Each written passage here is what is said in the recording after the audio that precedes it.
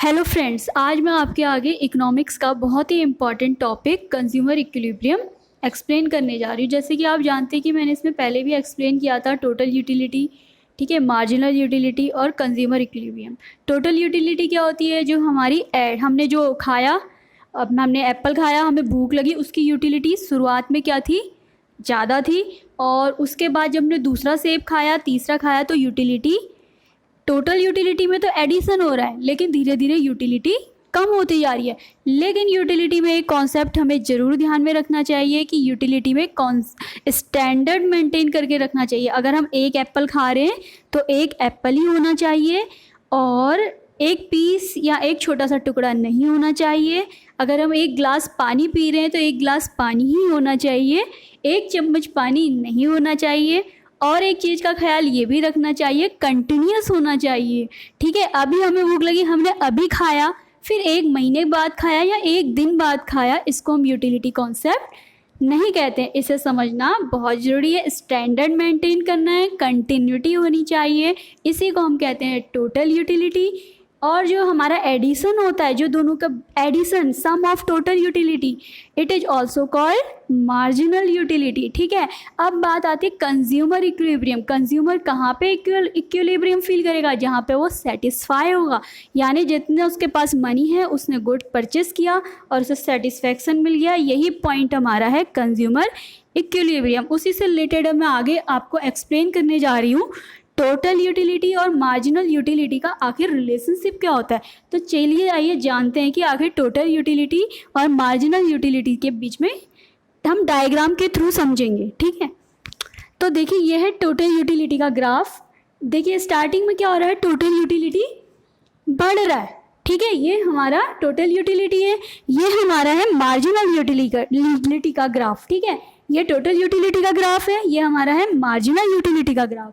तो total utility क्या हुई? इंक्रीज होती जा रही है। एक पॉइंट के बाद टोटल यूटिलिटी डिक्लाइन होने लग गई है। और देखिए मार्जिनल यूटिलिटी कंटिन्यूसली, मैंने क्या कहा, एड ऑन तो होता है, लेकिन यूटिलिटी हमारी कम होती चली जाती है। अब धीरे धीरे भाई ऐसा है, किसी चीज़ को हम खाते गए, एक पॉइंट तो ऐसा आएगा ना जब उसकी यूटिलिटी खत्म हो जाएगी। तो वही चीज़ यहाँ पे भी हो रही है। हमें भूख थी एक एप्पल की या दो एप्पल की, जितनी यूटिलिटी हमें फर्स्ट एप्पल देगा उतना यूटिलिटी हमें सेकंड नहीं देगा, थर्ड नहीं देगा, यूटिलिटी डिक्लाइन हो जाएगी। यही है यूटिलिटी का असली कॉन्सेप्ट। तो आप जैसे ये देख रहे हैं कि टोटल यूटिलिटी बढ़ रही है, लेकिन ये एक्चुअल में बढ़ नहीं रही है, ये डिक्रीजिंग रेट से नीचे की ओर जा रही है। ठीक है, वही हिसाब मार्जिनल यूटिलिटी का है। मार्जिनल यूटिलिटी हमेशा ग्राफ जो होता है डाउनवर्ड होता है। इसमें क्या होता है? ये धीरे धीरे कम होती चली जाती है। जो डिफरेंस होता है, जैसे जैसे हम चीज़ें खाते जाते हैं, टोटल यूटिलिटी डिक्रीजिंग रेट से बढ़ रही है और मार्जिनल यूटिलिटी नीचे को जा रही है, डाउनवर्ड इसका ग्राफ शो हो रहा है। ठीक है, अब देखिए इसमें जानने लायक बात क्या है। टोटल यूटिलिटी का ग्राफ बढ़ रहा है, ठीक है, लेकिन ये डिक्रीजिंग रेट से बढ़ रहा है।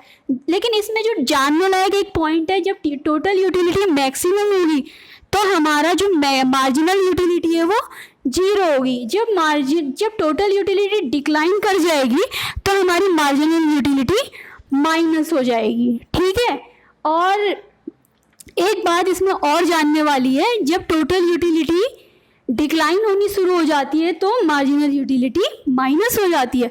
और मार्जिनल यूटिलिटी हमेशा डिक्रीजिंग, नीचे को डाउनवर्ड कर्व शो करता है।